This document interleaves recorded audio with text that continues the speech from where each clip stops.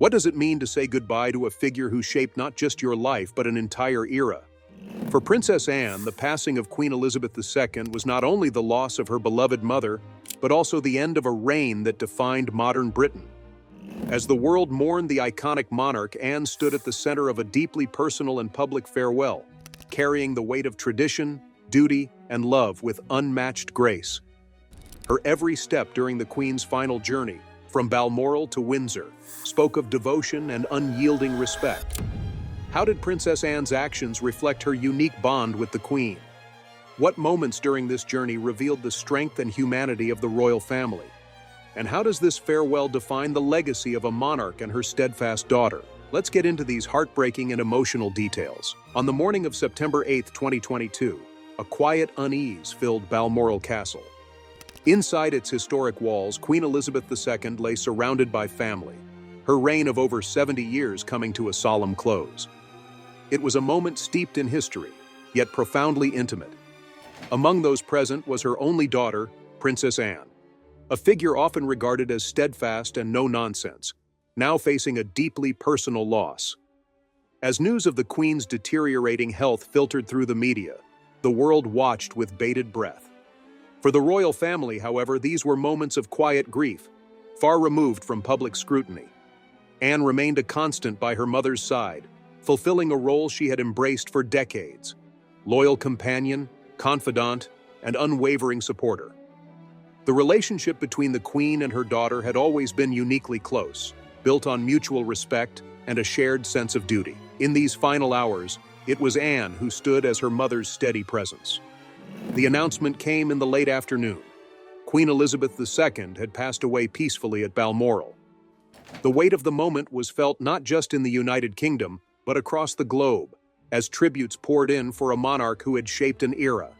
Yet amid the pomp and circumstance that would inevitably follow, there was a deeply human story unfolding, one rooted in love, respect, and the raw emotion of loss. Balmoral, a place beloved by the Queen, became the starting point of a meticulously planned journey, one that would carry her to her final resting place. As preparations began to move the Queen's coffin to Edinburgh, it was Princess Anne who made a quiet yet significant decision.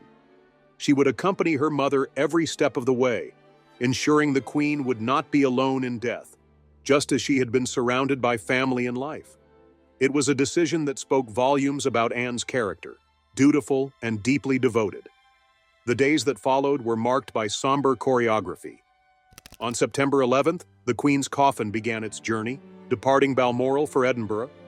The hearse, draped in the royal standard of Scotland, moved through the picturesque landscapes of Aberdeenshire, passing by towns and villages that had long been a part of the Queen's life. Crowds gathered along the route, a mixture of grief and gratitude etched on their faces. As they stood in silence, many bowed their heads or tossed flowers, a heartfelt gesture of farewell. Princess Anne, alongside her husband Sir Timothy Lawrence, followed closely behind the hearse in a convoy of black vehicles. It was a role unlike any she had performed before. The physical act of accompanying her mother's coffin was a testament to her deep respect for the Queen, not just as a monarch but as her mother. The journey was both a public display of duty and an intensely private act of love. Hours later, the procession arrived at the Palace of Holyrood House in Edinburgh, where the Queen's coffin was carried into the palace's throne room. As the hearse came to a halt and the coffin was lifted, Princess Anne stepped forward to perform an act steeped in tradition and emotion. She lowered herself into a deep curtsy, a gesture both regal and heartbreakingly personal. It was a symbolic moment, one that captured the essence of Anne's relationship with her mother, a blend of duty, respect, and profound affection. For those watching, the curtsy was more than just protocol. It was a moment of raw emotion, underscoring the personal loss behind the public mourning. Anne's face, resolute yet visibly touched by grief, spoke volumes. The image of her curtsy quickly became one of the most poignant of the entire mourning period, resonating deeply with those who admired the late Queen and her daughter's steadfast loyalty. The journey from Balmoral to Edinburgh marked the beginning of a series of farewells, each step bringing the Queen closer to her final resting place and the royal family closer to a chapter's end. Yet even in the carefully choreographed proceedings, there were moments of intimacy and vulnerability. For Anne, This was not just a farewell to a monarch, but a deeply personal goodbye to the woman who had shaped her life. The transition from Balmoral to Holyrood House set the tone for what was to come. A journey marked by both grand ceremony and deeply human moments. As the Queen's coffin rested in Edinburgh, preparations began for the next stage of her journey, a move to St. Giles's Cathedral, where Scotland would have its chance to bid farewell. Through it all, Princess Anne remained an unwavering presence, her every action a reflection of her quiet strength and enduring devotion. The quiet stillness of Edinburgh had given way to a hum of activity as the Queen's coffin rested within the palace of Holyrood House. Outside, the city prepared to pay its respects, its historic streets becoming the stage for a solemn and significant event. For Princess Anne, this marked another chapter in her personal and public journey of mourning, a role she had embraced with the quiet dignity for which she was known. As dawn broke on September 12th, the air was crisp with anticipation. The Queen's coffin, draped in the royal standard of Scotland and adorned with a wreath of carefully chosen flowers, was prepared for its next destination, St. Giles's Cathedral. The procession that followed was steeped in tradition, each detail meticulously planned to honor the late monarch's connection to Scotland. Anne, ever the constant figure of support, walked behind the hearse, accompanied by other members of the royal family. The streets were lined with thousands of mourners, their silent vigil a striking contrast to the echoes of the Royal Guard's boots on the cobblestones. People of all ages gathered to pay tribute, some holding flowers, others clutching keepsakes that spoke of a lifetime of admiration for the Queen. Anne's presence seemed to resonate with the crowd. Her somber expression and resolute composure reminded many of the Queen's own enduring strength, a quiet reassurance in the face of shared grief. Upon arriving at St. Giles Cathedral, the Queen's coffin was carried inside by the Royal Regiment of Scotland. The atmosphere was heavy with emotion, as the cathedral filled with dignitaries, clergy, and members of the public invited to attend the service of thanksgiving. This service was more than a tribute to a monarch. It was a celebration of a life that had touched millions. Yet for Anne, it was also deeply personal, a chance to reflect on the woman she had not only called her sovereign, but also her mother. The service unfolded with hymns and prayers, many of which had been chosen to reflect the Queen's faith and dedication. Each moment seemed carefully curated to embody the values the late monarch held dear. The sound of the choir swelled through the ancient cathedral, a reminder of the Queen's enduring connection to the Church of Scotland. Anne sat stoically through it all, her face a blend of grief and gratitude. While the service honored her mother's public life, Anne's thoughts likely lingered on private memories, intimate moments shared far from the public eye. As the service concluded, a historic moment unfolded. The Vigil of the Princes. This long-standing royal tradition, dating back generations, involves the Queen's children standing guard beside the coffin as a mark of respect. For the first time in history, a female member of the royal family would participate. Anne's inclusion in the vigil was a testament to her steadfast role within the family and the progressive steps the monarchy has taken under the Queen's reign. Dressed in her military uniform, Anne took her place alongside her brothers, King Charles III, Prince Andrew, and Prince Edward. The sight of her standing vigil was both striking and poignant. As the minutes passed, her stillness and composure spoke volumes, a powerful reflection of her sense of duty and profound respect for her mother.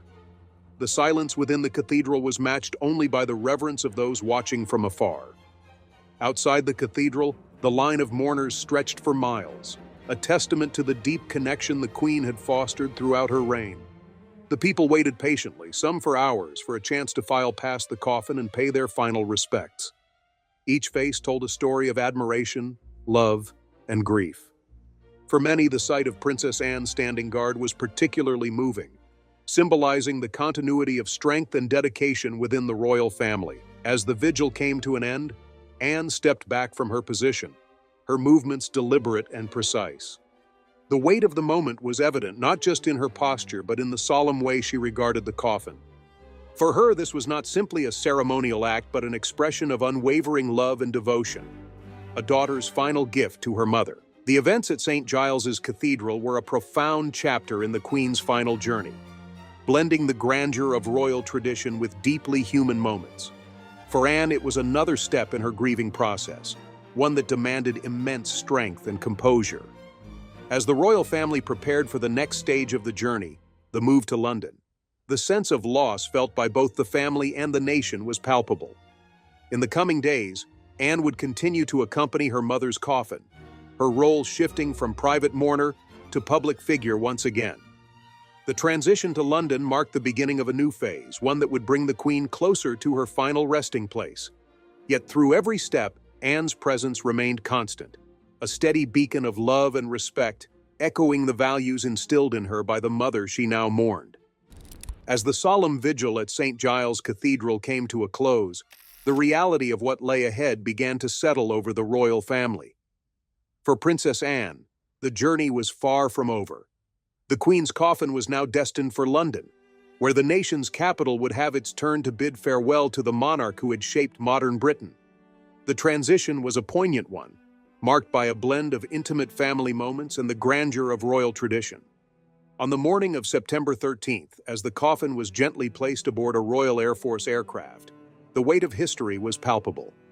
Anne, ever present, stood silently beside her mother's casket, her military uniform immaculate, her expression resolute. It was a moment that symbolized the intersection of public and private grief, a daughter sending her mother off, while the eyes of the world watched. The journey to London was swift but laden with meaning. The aircraft touched down at RAF Northolt, where the Queen's coffin was received with a ceremony befitting her status. As dusk fell over the capital, the cortege made its way to Buckingham Palace, weaving through streets lined with mourners who had braved the chill to pay their respects. The quiet sobs of the crowd and the muted clatter of hooves on the pavement added to the solemnity of the scene. Anne followed closely behind the hearse, her unwavering presence a source of quiet strength. For the royal family, the arrival at Buckingham Palace was a deeply personal moment. As the coffin was carried inside, it was greeted by King Charles III and other members of the family. This was a rare instance where the public was absent, allowing the family a brief moment of private reflection. In the quiet grandeur of the palace's ballroom, the Queen's coffin rested, surrounded by those who had loved her most. The next morning brought with it the anticipation of a moment the nation had been waiting for. The Queen's final procession through the streets of London to Westminster Hall was not just a tribute to a monarch, but a shared experience of collective mourning. Anne's role, as always, was pivotal. As the royal family walked behind the coffin, flanked by military personnel in full regalia, the Princess Royal's presence carried a quiet dignity that resonated deeply with those watching. The route from Buckingham Palace to Westminster Hall was lined with crowds, many standing in silence, others wiping away tears. Flowers rained down from the balconies above, a visual reminder of the affection the Queen had inspired. The rhythmic drumbeats of the procession echoed through the streets, setting a measured pace that seemed to reflect the heartbeat of a grieving nation. Anne walked with her brothers, their steps perfectly synchronized. Her demeanor was, as ever, composed and purposeful.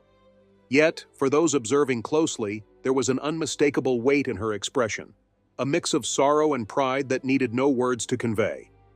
It was moments like these that underscored her unique role in the royal family. The reliable daughter, the unwavering sister, the embodiment of duty. As the Queen's coffin entered Westminster Hall, the atmosphere grew even heavier. The hall, steeped in history, had borne witness to countless royal ceremonies, yet this occasion felt different. The sight of the Queen's casket, placed upon the raised catafalque, adorned with the imperial state crown, was a stark reminder of her unparalleled legacy. Anne stood nearby, her gaze fixed on the coffin, her thoughts undoubtedly filled with memories of her mother's life and reign. For the next 4 days, Westminster Hall became the epicenter of national mourning. Thousands of people from all walks of life queued for hours, some even days, for a chance to pay their respects. As they passed by the catafalque, their emotions were laid bare. There were tears, quiet prayers, and gestures of gratitude. Many left with a sense of closure, a chance to say a personal goodbye to the woman who had defined an era. Amidst the steady flow of mourners, Anne's presence remained constant. She returned to the hall multiple times, standing vigil once more beside her mother's coffin. Each time, her quiet strength seemed to bolster the atmosphere, offering a sense of continuity and assurance. Her participation in these moments was a reminder of the deep personal loss that underpinned the public displays of grief. As the days passed, the transition to the next stage of the Queen's journey began to take shape. The state funeral at Westminster Abbey was imminent, a historic occasion that would draw world leaders and dignitaries from across the globe. For Anne, the thought of bidding a final farewell to her mother loomed large. Yet, as always, she carried herself with a composure that spoke of her unshakable commitment to duty and her family. Through each stage of this journey, Anne's steadfastness had become a symbol of the monarchy's enduring strength. Her role was not just to mourn, but to ensure that her mother's legacy was honored with the dignity it deserved. As the world prepared to gather at Westminster Abbey, there was no doubt that Anne's presence would once again be central, a reminder of the deep love and respect that bound her to her mother. The morning of September 19th arrived with a stillness that seemed to envelop the entire United Kingdom. It was a day unlike any other, a day when history and personal grief intertwined in a public display of reverence and farewell. Westminster Abbey, the site of countless royal ceremonies, stood poised to host the most significant state funeral in living memory. The streets surrounding it were filled with a quiet hum of anticipation as the world turned its gaze toward London.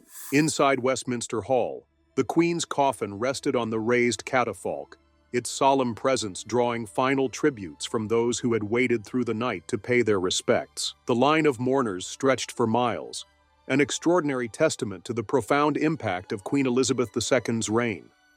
For Princess Anne, the past days had been a whirlwind of ceremony, duty, and deeply personal moments of mourning. Yet her resolve remained unshaken.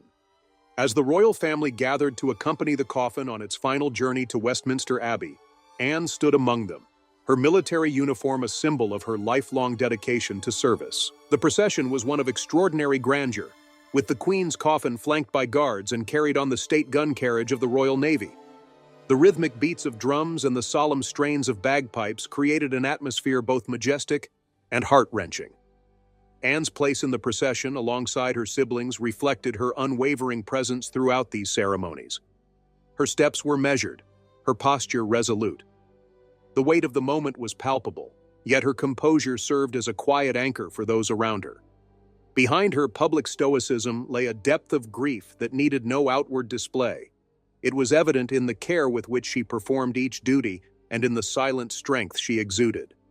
As the procession neared Westminster Abbey, the streets were lined with crowds that had grown larger by the hour. Flags flew at half-mast, their gentle fluttering a stark contrast to the somber stillness of the onlookers.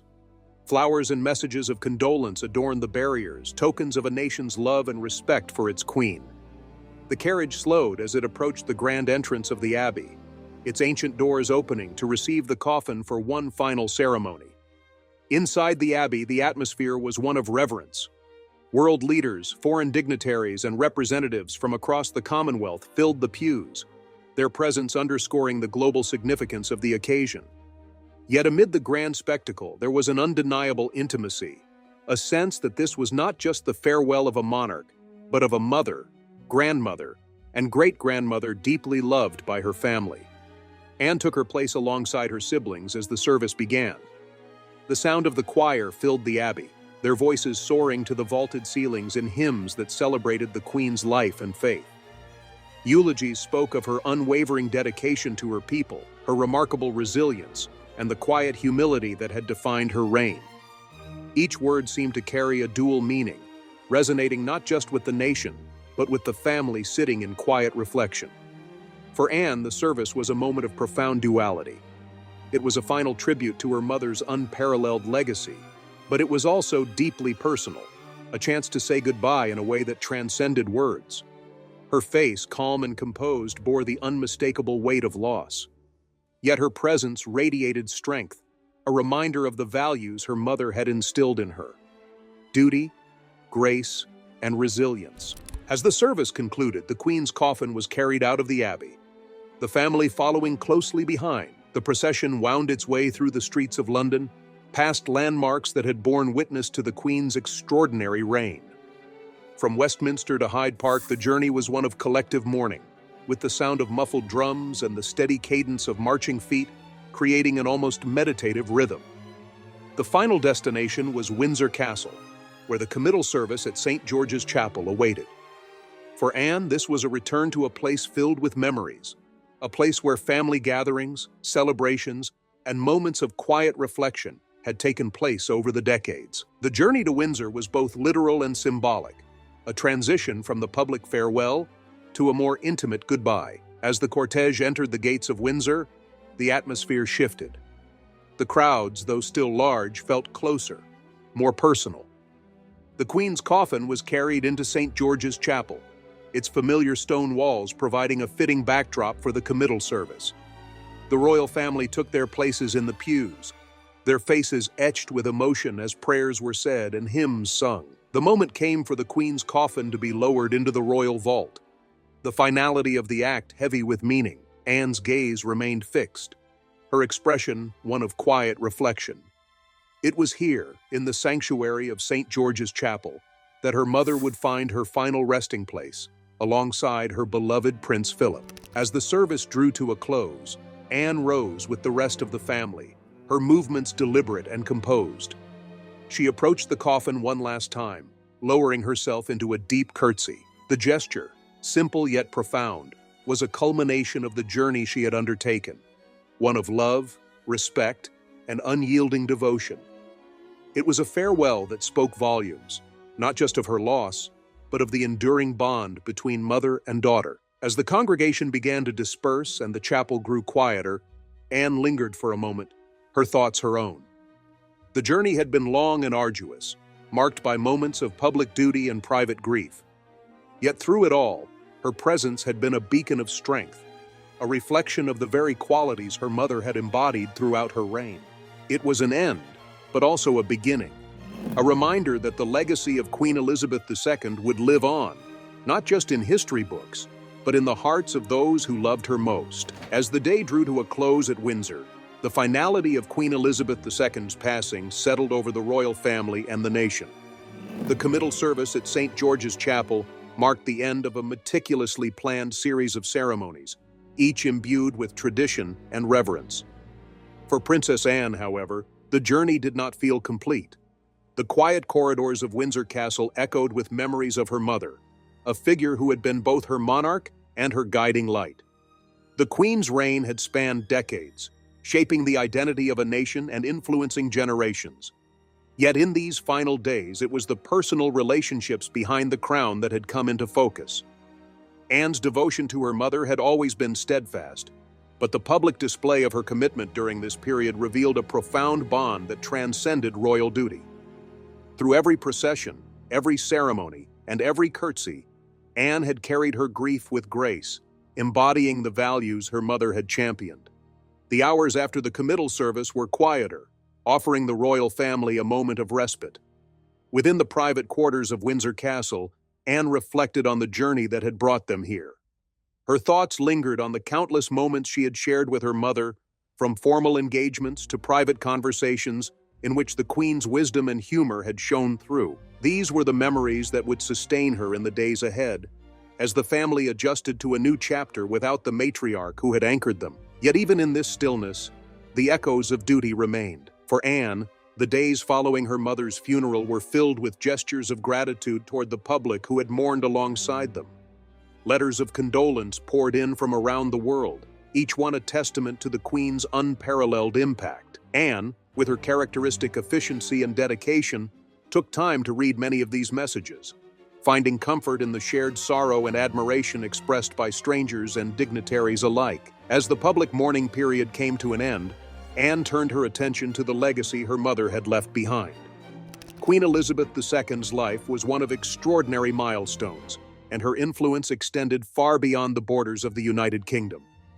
Anne understood the weight of this legacy, not just as a member of the royal family, but as a daughter who had witnessed her mother's unwavering commitment firsthand. Anne's own life had been shaped by the Queen's example.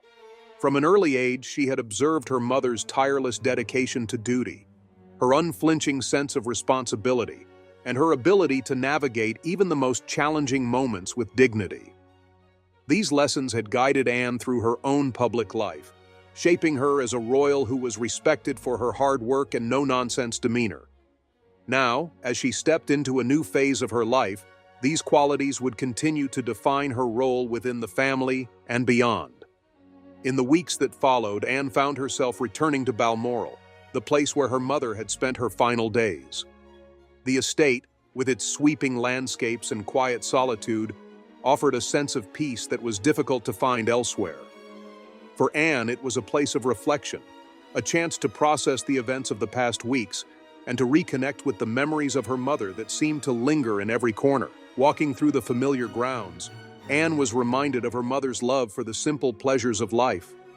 A brisk walk through the hills, the sound of the River Dee, the warmth of a fire on a chilly evening. These were the moments that had brought the Queen joy, away from the public gaze. For Anne, they were a source of solace, a reminder that even in the midst of monumental responsibility, her mother had found time to appreciate the small, meaningful moments. As autumn gave way to winter, the royal family began to settle into their new reality. King Charles III had assumed the throne, and the monarchy continued its steady course, guided by the traditions and values that Queen Elizabeth II had upheld. Anne's role, as ever, was one of quiet support and unwavering dedication. She resumed her schedule of public engagements, each one a reminder of the ongoing work her mother had entrusted to the family.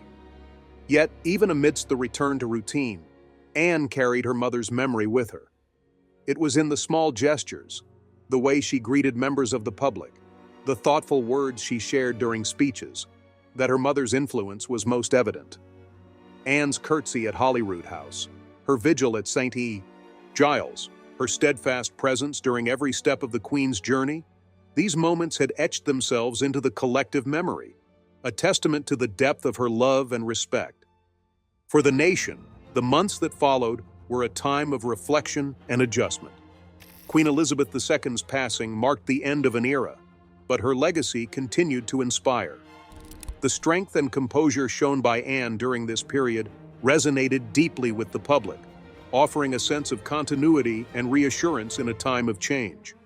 Her actions had bridged the gap between the public and private, revealing the humanity behind the crown. As the first Christmas without the Queen approached, Anne found herself surrounded by family at Sandringham, where the traditions her mother had cherished continued. It was a bittersweet gathering, filled with laughter and memories, a reminder that even in the face of loss, life moved forward. Anne, ever pragmatic, took comfort in the enduring bonds of family, knowing that her mother's legacy lived on not just in the monarchy, but in the hearts of those who loved her. The journey that had begun at Balmoral and concluded at Windsor was more than a physical one. It was a passage through grief, reflection, and ultimately acceptance. For Anne, it was a deeply personal farewell, a testament to the profound connection between a mother and daughter. As the days turned into months and the monarchy continued its steady course, Anne's quiet strength remained a source of inspiration, a reflection of the woman she had so deeply admired and loved. With that, we have reached the end of today's video. If you have come this far with us, be sure to check out other videos on the channel.